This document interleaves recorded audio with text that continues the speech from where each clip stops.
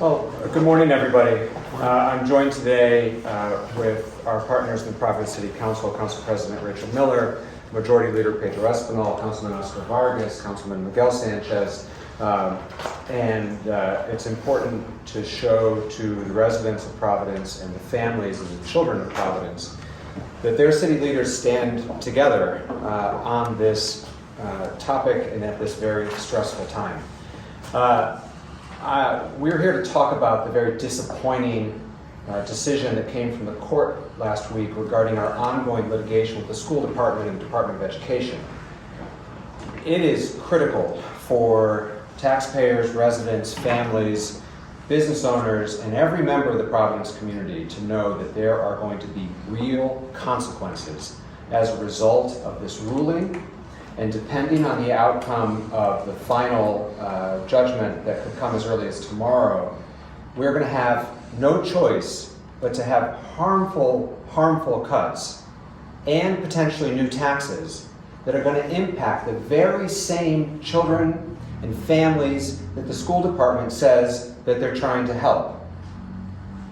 I want to say clearly at the outset here, along with my colleagues from the City Council, that the students and families of Providence are our top priority, and we are trying to balance the interests of these families to understand that it's not just what happens at the school day, but throughout the day and throughout the year that affects their health and happiness and well-being.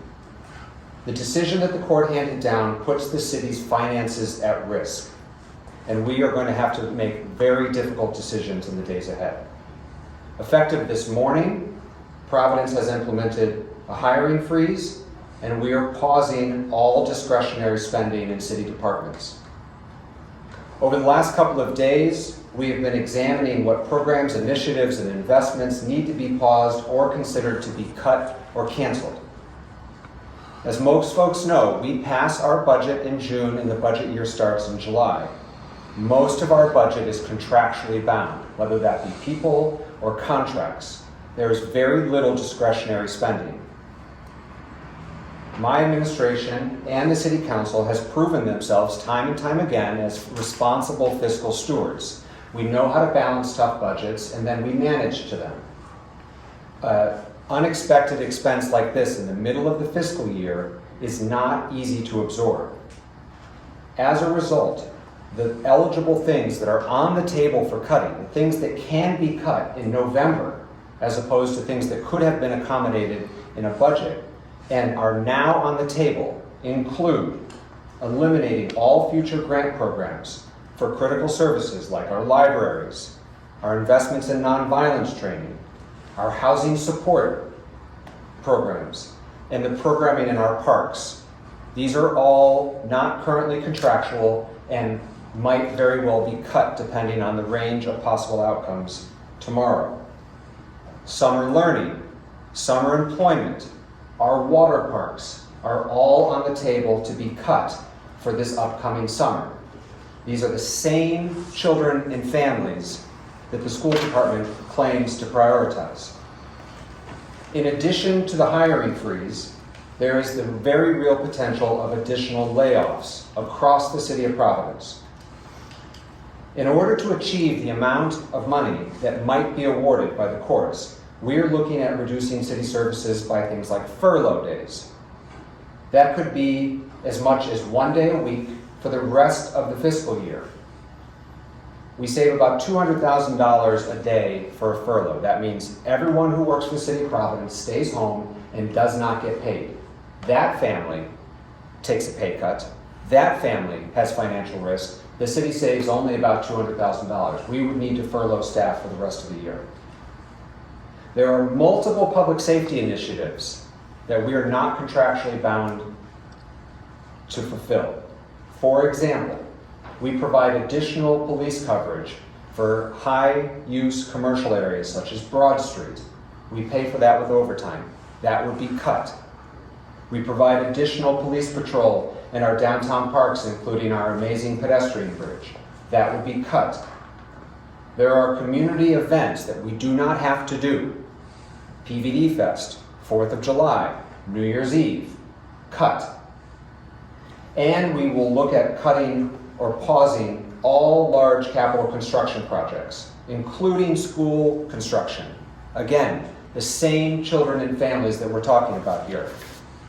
This year alone, next year we're going to spend $5 million on debt service for school construction. That all would have to stop if the worst of the outcomes comes to fruition tomorrow. The only other way to pay for this judgment is through a tax increase. And that is also on the table. We will be seeking permission from the Rhode Island General Assembly for a mid-year tax increase to help pay for this judgment. Depending on what the balance is between cuts and new taxes, that is hundreds of extra dollars per year for Providence property taxpayers. I understand that students and families are frustrated. I understand that more kids are going to be here protesting later today.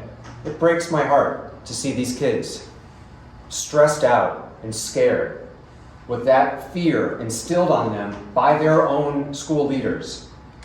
And I share their frustration. They shouldn't have to do that.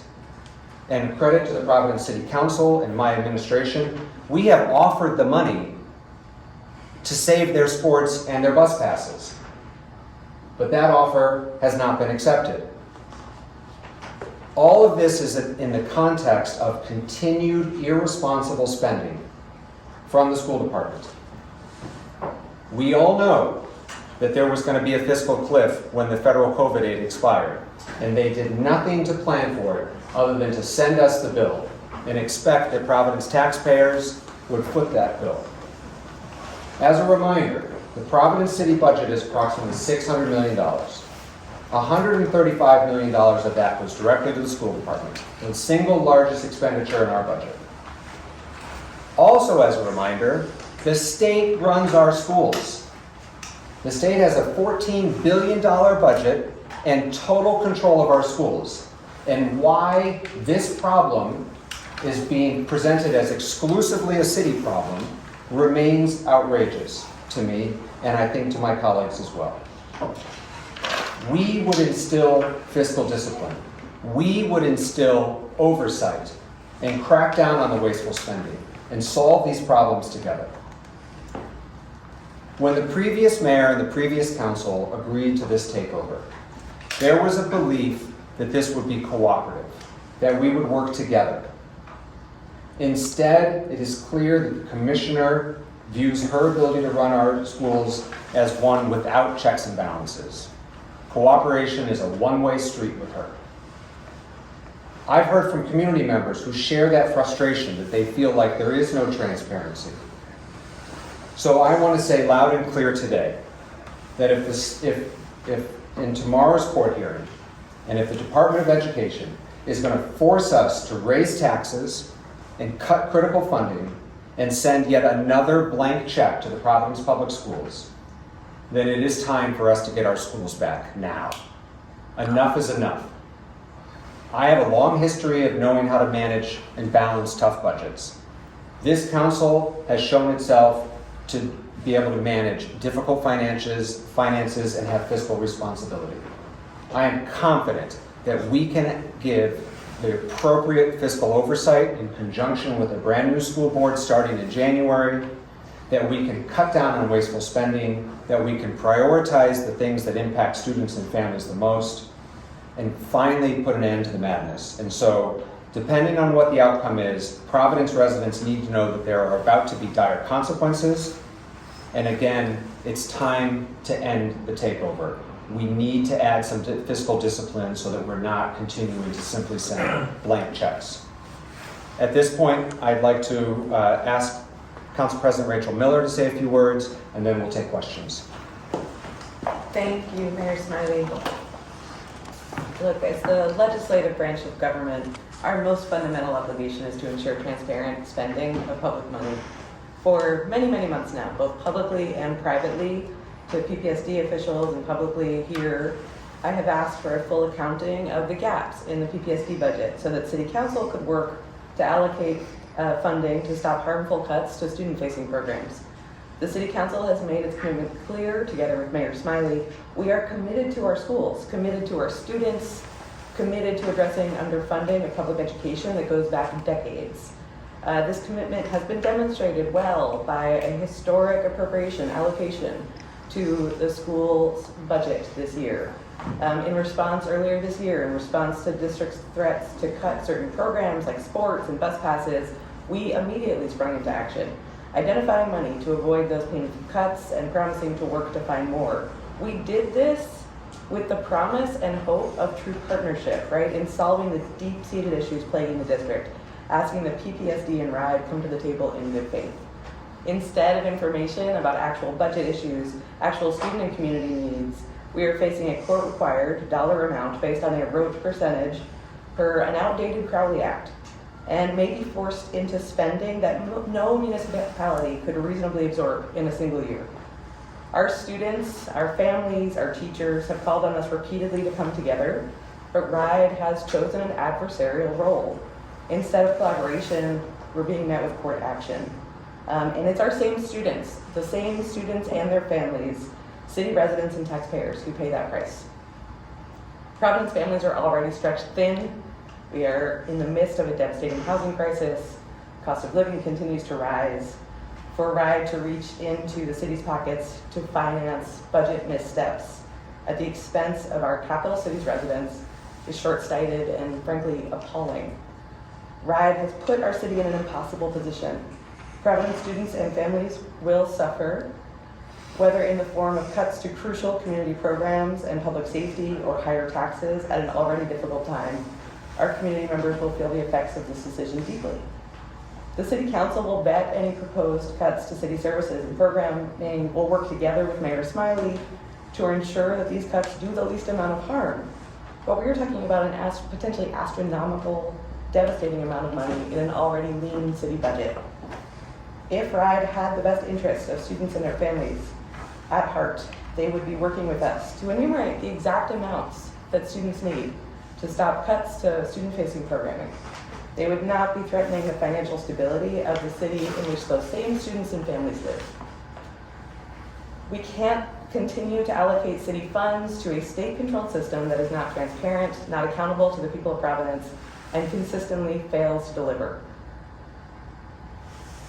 Our city is not a bank for a state-controlled experiment. After 4 years, it has become abundantly clear the state takeover is not working to promote the collaboration and the transparent decision-making that our students need.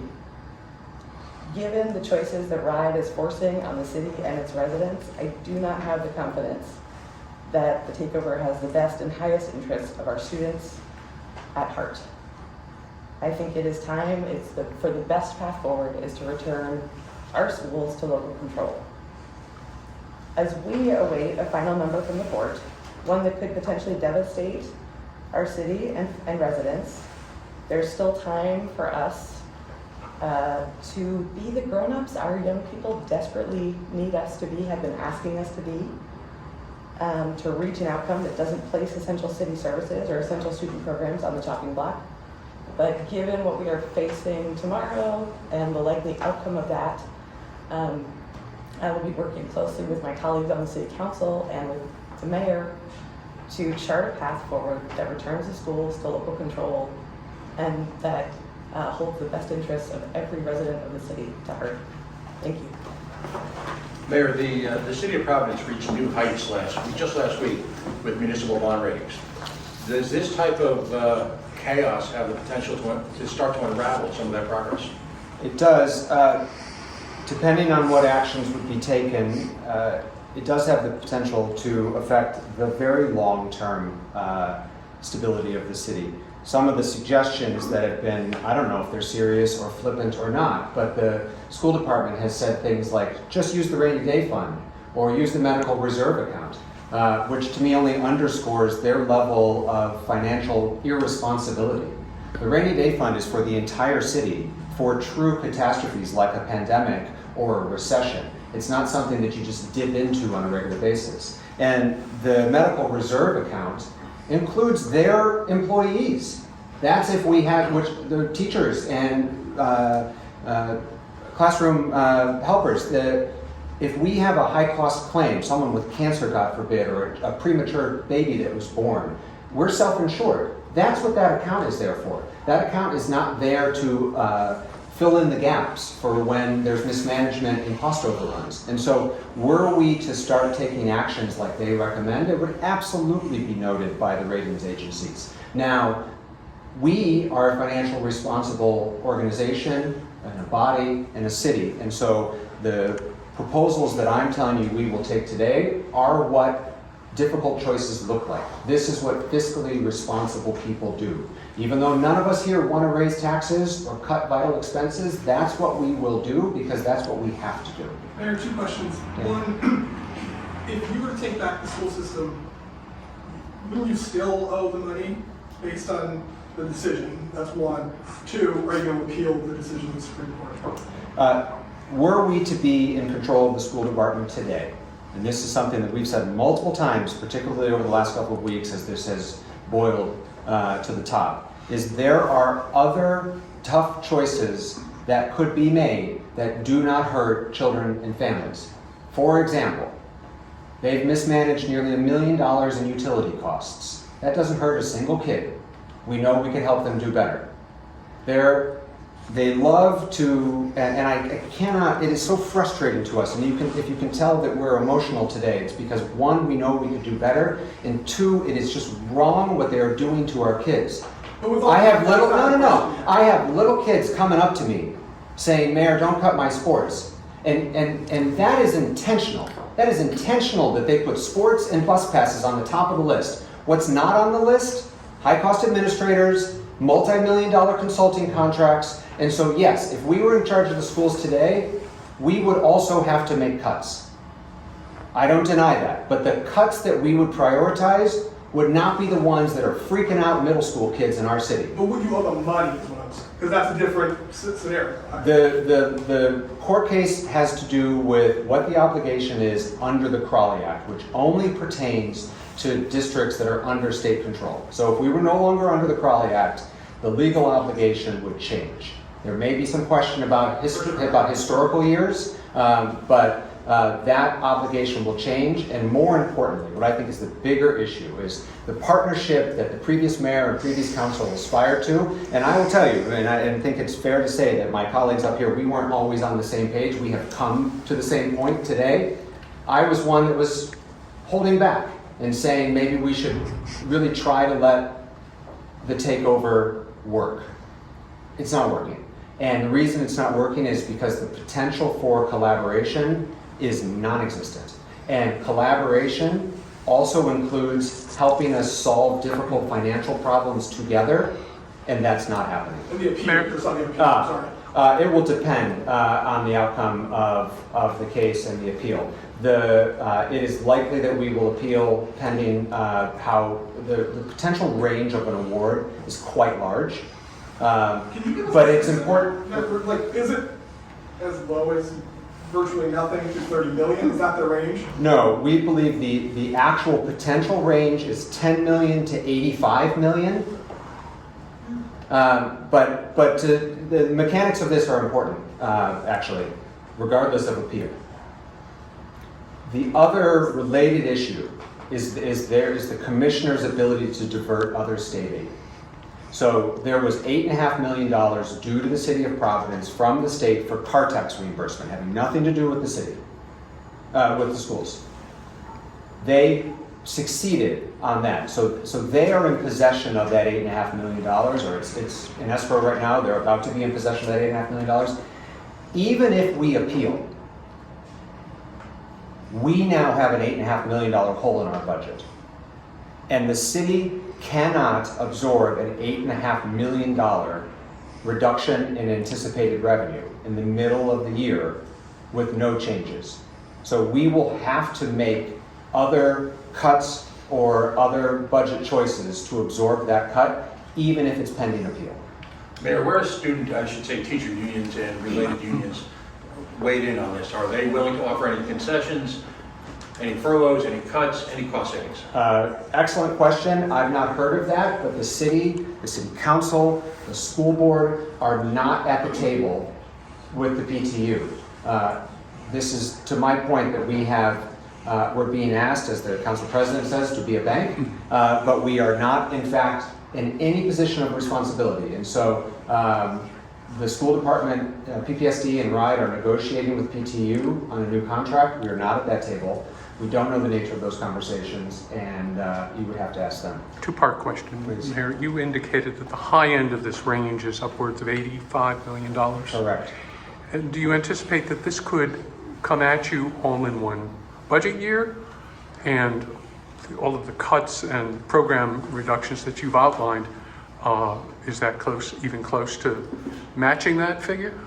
We don't know what the nature of the schedule of payments would be, but I can tell you, just for sort of context, frame of reference, scale, a cut certainly of $85 million, but even of half of that couldn't be absorbed in a current budget year without extraordinary measures. Extraordinary measures like eliminate the entire Department of Recreation, eliminate, send the whole city workforce to a 4-day work week until June 30th, plus a tax increase, plus all of it, plus shut down our libraries, which get funded by us, which we could cut if we had to.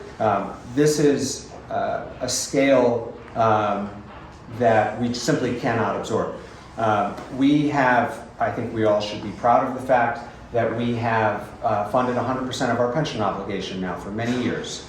We are under a court judgment whereby we must fund at least 95%, and we're playing catch up. We're paying for the sins of the past in the pension. To your question around how does this impact our bond rating? Perfect example. We could fund 95% instead of 100. That saves us $4.5 million. Yeah. The scale of this award is so huge. It's incomprehensible to think about all of the things we would need to do at the high end of that range. And should it come to a tax increase, a request for a tax increase? Yes. How do you determine what that figure So, would be? so as folks may know, all communities in Rhode Island are subject to a property tax cap, which is to say that taxes can go up 4% every year. In Providence, a 4% increase generates about $15 million of new revenue. Again, for context, if this award were $30 million, you're talking about 2 maximum tax increases. Right. If we needed to raise $30 million in new taxes, owner-occupants would pay $330 a year in new taxes, and non-owner occupants would pay $580 per year in new taxes. Most of those are apartments, and we know that that tax increase will be passed along to renters. Mayor, I'm going to have to ask the question, is bankruptcy on the table? Bankruptcy is only available when the city cannot pay its bills. So in that respect, it's not, because what we would do are the things that we're talking about, which is we would raise taxes and we would cut expenses. The problem is we don't want to do any of these things. And all of these things are going to do is hurt the same children and families. This is what we're saying. This is someone's parent who's maybe already working 3 jobs is going to have an even harder time paying the rent. This is a working family who relies on summer programming, one for enrichment and education for their kids, but also for the kids to have something to do while they're at work. Cut. So we're hurting the same families. It is so reckless, and all in the midst of where there have been offers of collaboration, offers of new money that have not been accepted, in addition to a willingness to partner to find cuts that don't hurt kids. Mayor, Council President, I know that there's a lot of ARPA money up for discussion tonight at the Council Finance meeting. Would any of this ARPA money even make a dent, and how much is exactly left for the school to potentially take? I think given the circumstances, it is wise for us to hold that ARPA conversation until we get a full understanding of what's happening in court and address it with the other council members and committee after that. Ahead of tomorrow's court hearing, the judge did ask both parties to come together and discuss what dollar amount is in play here. So has that happened? Have you been able to narrow it down even a little bit? We're prepared to present our brief tomorrow in court about what we think that number should be. We're putting final touches on that now. I assume the other party's doing the same, that will be ready for court tomorrow. Mayor, this has the potential to be a recurring expense, not just a one-time 2024, 2025 fiscal expense, Yeah, correct? that's an excellent question. It is our understanding that this additional funding would not just come into effect for this budget year, but then would be added to what we refer to as the base, the level appropriation amount that we would need to spend next year, and the year after that, and the year after that. And so this is not a one-time expense, and so the ramifications will be long-term. We're talking about RIDE here, but what about, where does the governor play into this? I mean, don't they ultimately answer to him? They're a department of the state. Absolutely. They are a department of the state. The state runs our schools. The state is responsible for 71% of the Providence public school budget. And the state, as I have requested on multiple occasions, should be part of the solution. Mm-hmm. They are currently offering no additional monies. And actually in court documents that came out last week, there was actually a letter from the governor that said to an official at PPSD, the state has a deficit, go to the City of Providence to get the money. Mayor, what do you think the appropriate number is? 135 million right now. What do you think the appropriate number that Providence should be giving the school district is? It's hard for me to answer that question, Dan. We haven't been in charge of the school's finances for a long time. We know that as it pertains to the per pupil expenditure, we are making progress, and that is in large part due to our collaborative effort to increase school funding last year by the largest amount in 17 years. We know that as it pertains to other urban districts, Providence is in the middle of the pack in terms of how much local funds are matched with state funds to make up school spending. And so we are in the ballpark for an appropriate level of funding. And one of the issues that we've been disputing in the Crawley Act is how we calculate what the city's responsibility is. By our calculation, we are almost at where we should be, and we have offered to reach the point where we should be by our calculation. This gets a little complicated, but the Crawley Act, which is an antiquated law that has never been tested until now, is poorly written. And it says that when the state takes over a school district and it increases funding, the local district should increase funding as well. We get that. That's the partnership piece. What we understand and think is fair is that we should increase the funding at the level that the state increases the funding to Providence. They are arguing, the commissioner is insistent, that it is the increase in funding statewide. So for example, last year in fiscal 24, state funding to education went up 6.9%. The increase to Providence was only 1.8%. Why should the taxpayers of Providence have to increase its funding to compensate for increases in school funding in Barrington and East Greenwich and wherever else? This year in fiscal 25, the increase in state funding statewide was 6%. The increase to Providence was 4%. Again, they want us to pay for the increase that we're not seeing, that suburban and rural communities are seeing. I don't begrudge those other communities getting more money, but the taxpayers of Providence shouldn't have to pay for that increase to increases that are going somewhere else. And so it is hard to define what the right number is, but I look at these data points to figure out if we're close. In terms of other urban communities, we're in the middle of the pack. In terms of per pupil expenditure, we're getting close to where we should be, and we're making meaningful progress at a pace that we can absorb, that our taxpayers can absorb. And in terms of what's fair under the Crawley Act, we are very close to meeting the definition that is our understanding, which is as the increase to Providence increases, we increase at the same rate. You were part of the administration that, just one more question for me, Yeah. I promise. You were part of the administration that led this takeover. Yes. In hindsight, do you regret it?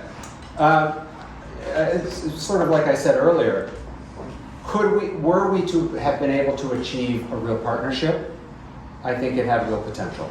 At the time, that was our belief. whether it's change in leadership or that turned out to be a false assumption, it's sort of irrelevant.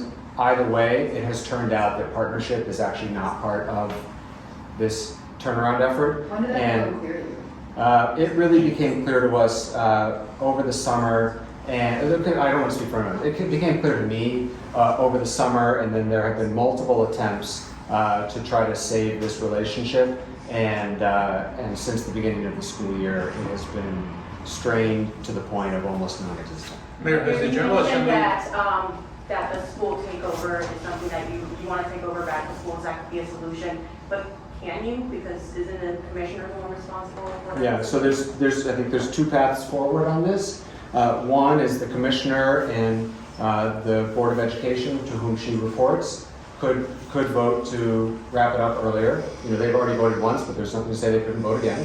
And it's important to note that the vote that they took back in September said up to 3 years. Didn't say 3 years.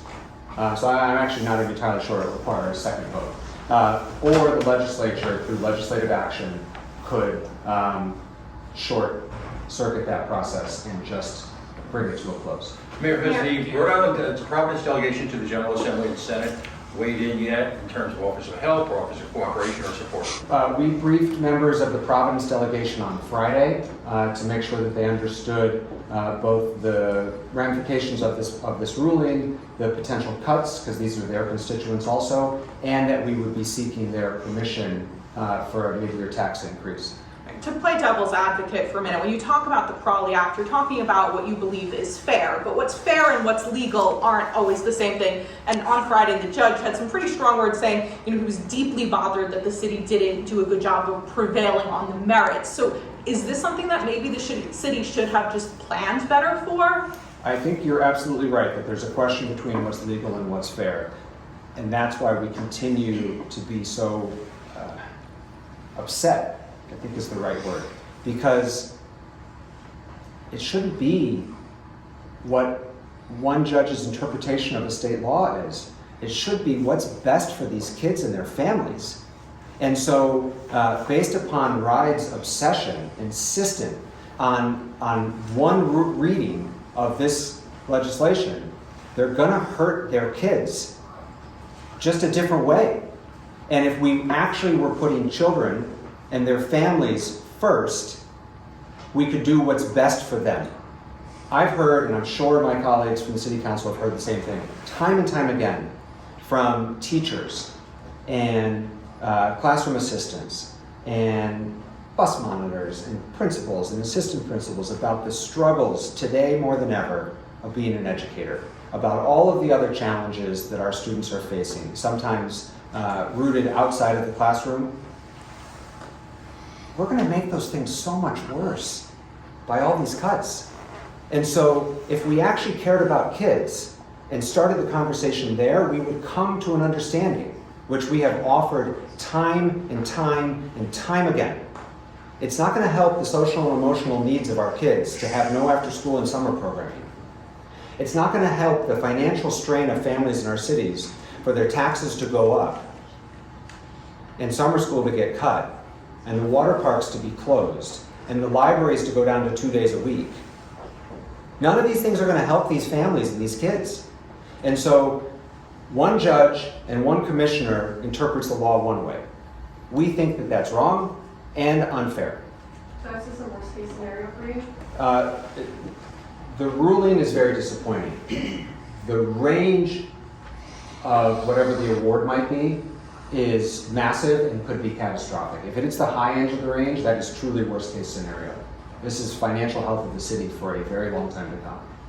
And so today is about two things: making sure that our residents, our taxpayers, understand what might be coming, and two, to say enough is enough. If we're going to be forced to send a blank check, we want some oversight and financial control over this district. Just looking about the need for the calendar PPSD, I was just wondering why, just could you elaborate on why the demand is important and what you expect the results of the audit? I'm sorry, the first part of the question is look at what? The need for an audit of the PPSD's finances. Yeah. we have all received financial presentations from school officials where we have observed numbers change. It's hard to get a straight answer. We get different answers, and so there's a decided lack of confidence in their ability to budget and to even understanding the scope of the problem. 2, we know that there have been instances of waste and Like what? like, for example, their electrical bills. $800,000 in their gas bill, that they paid $800,000 more than they needed to because they didn't opt into the right rate for their school buildings. $800,000. This isn't a trivial thing. There are other instances like that as well. In addition to then just to the audit question about choices. We know there's going to need to be tough choices made. We know that. But since the takeover, central office expenses have gone up 220%. 220%. That's not teachers, that's not social workers, that's central office workers. We know that last year, because of a recalculation of the number of students by a formula, they picked up an extra $8 million in new state aid. That's great. They knew they had a deficit. And yet, when they got that $8 million of extra money, what did they do? They added $8 million worth of expenses, as opposed to use it to close a budget gap. So they're making choices regularly that are not financially responsible, that are not acknowledging where they are as a district, and that I think are the wrong choices. That's the kind of things that an audit would help us understand, would help us uncover, and would help us move forward in a more responsible way that doesn't have to use students as pawns and lobbyists on behalf of their own irresponsible decisions. Thank you. Thank you, Mayor. Thanks, everybody.